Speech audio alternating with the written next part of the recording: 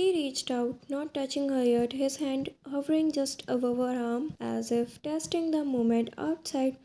Thunder rolled faintly in the distance, and inside that luxurious cage, fate shifted quietly, dangerously towards something neither of them could escape anymore.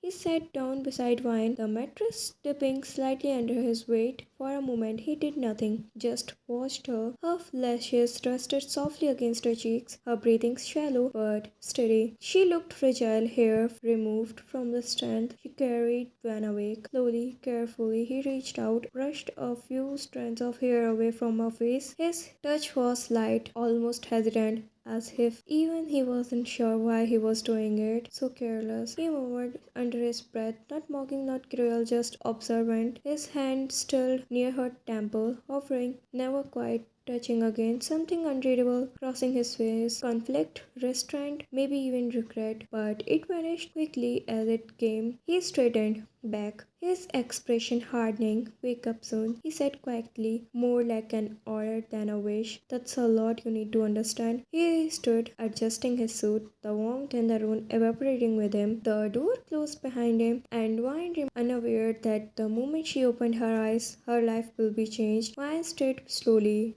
At first, everything felt heavy, her eyelids, her limbs, even her thoughts. A dull ache throbbed at the back of her head as she tried to move, only to realize her body wasn't responding the way it should. Her eyes fluttered open. The ceiling above her was unfamiliar, high, ornate, nothing like the modest apartment she shared with Yumi. Soft golden light spilled from a chandelier, its crystals catching the glow and scattering it across the room. For a second she thought she was dreaming. Then reality hit. She pushed herself abruptly, her breath hitching as dizziness washed over her. The bed beneath her was too soft, too expensive. The room smelled faintly of polish and something sharper. Leather, maybe. Yumi. Her voice came out hoarse, barely than a whisper. Silence. Panic crept in, slow and suffocating. Vine swung her legs off the bed, her feet touching cold marble flooring. Her heart began to race as fragments of memory crashed into her mind. The alley, the hands, the struggle, the darkness. Her hands trembled as she clutched the fabric of the unfamiliar clothes she was wearing. Someone had changed her. Yumi, she called again, louder this time, fear cracking through her voice. Still no answer. She stood up finally, now unsteady but determined, her eyes scanning the room desperately. The door was closed, no window she could reach, no phone, no bag. She swallowed hard, forcing herself to breathe. Think, Wine, don't panic. Just as she took a step toward the door, it opened. She froze. A maid stood there, her expression carefully neutral. You are awake, she said politely, as if Wine were a guest rather than a captive. Please don't strain yourself. You have been resting. Where is my sister? Wine reminded instantly, a voice shaking but firm. Where is Yumi? The maid hesitated just for a second, but it was enough. I cannot answer that, she said quietly, but I assure you, that's not an answer. Wine snapped, fear sharpening into anger. I want to see her now. Before the maid could respond, a familiar presence filled the room, not loud, not rushed, but commanding. She will. A man's voice said calmly from the hallway. In time, Wine's blood had run cold. She turned toward the voice, her heart pounding so hard she could hear it in her ears. The man stepped into view, and in that moment, Wine knew this was the beginning of something far more dangerous than she had imagined. As the man stepped fully inside the room, Wine's breath hitched. It wasn't just his presence, it was the way air itself seemed to change around him. Calm, controlled, heavy. He moved with unhurried confidence, every step deliberate, as if the space already belonged to him, as if she did. Her fingers curled into fist at her side. He stopped a few steps away, close enough for her to notice the sharp lines of his suit, the way his gaze never wavered from her face, dark eyes unreadable, neither cruel nor kind, just observant. You are awake, he said, his tone smooth, almost gentle. Maya swallowed hard, forcing herself to stand straighter despite the fear coiling in her chest. Jungkook, she whispered, her eyes widening, disbelief crushing into fear. For a second she thought her mind was playing tricks on her, pulling his face out out of old memories, out of sleepless nights and unanswered prayers. But he didn't vanish. He stood there, real, too real. His jaw tightened at the sound of his name on her lips. The calm mask he'd been wearing cracked just a little. So you remember, he said quietly. Why shook her head, breathed uneven. No, this isn't possible. Her voice broke. You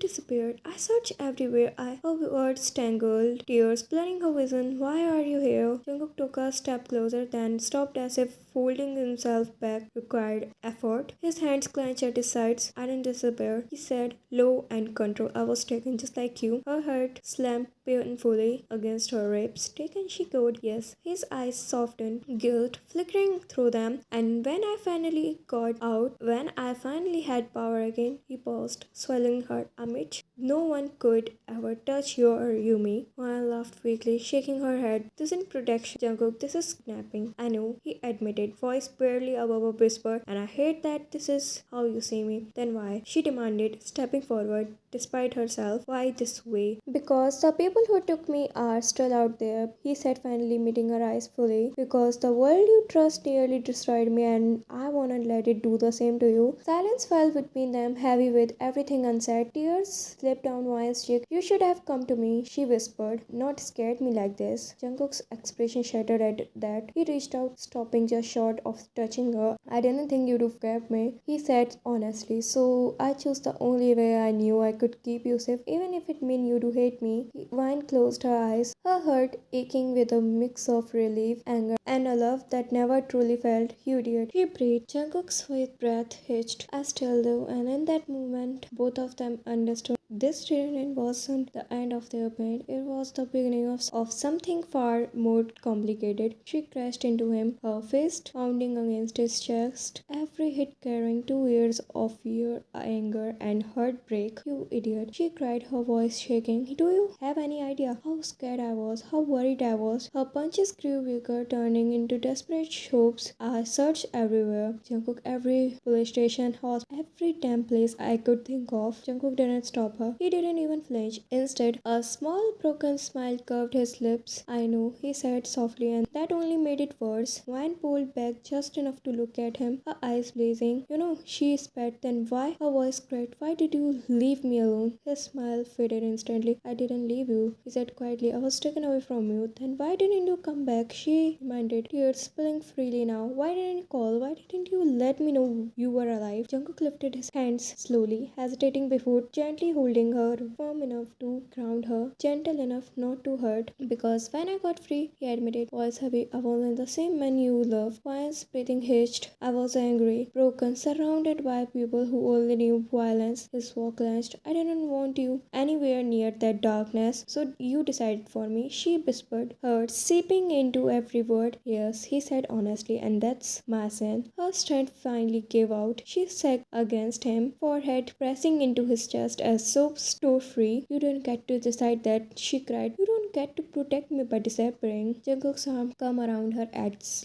last, slow and careful, like he was afraid she might vanish if he held her too tight. I know, he murmured into her ear, and if I could beg, I do choose differently. She clutched his wrist, tightening. Don't ever do that, she said through tears. Don't ever leave me like that. He rested cheek against her head, eyes closing for a brief moment. Never, he promised, not again. Even if the whole world was, I'm not leaving you. He gently took her hand, his grip firm yet reassuring, as if afraid she might slip away again. Without saying much, he led her out of the room and into the west dining area. The place was grand, too grand, but right now, Mind barely noticed. Her focus was only on him. He pulled a chair out of Aura and made her sit, then took the seat beside her instead of across from her, closing the distance deliberately. You haven't eaten properly, he said softly, signaling one of the staff. His tone wasn't commanding, it was concerned. Within moments, the table began to fill with food, simple dishes, familiar ones, the kind he knew she liked. Maya looked at the spread, then at him. You still remember, she said quietly. His lips curved faintly. There are some things I never forgot. He picked up a spoon, placed it gently near her and eat, he said softer now. We will talk after, I promise. No more running, no more half-truths. She hesitated, then nodded, picking up the spoon as she took the first bite, her eyes strong, not because of the food, but because of the strange mix of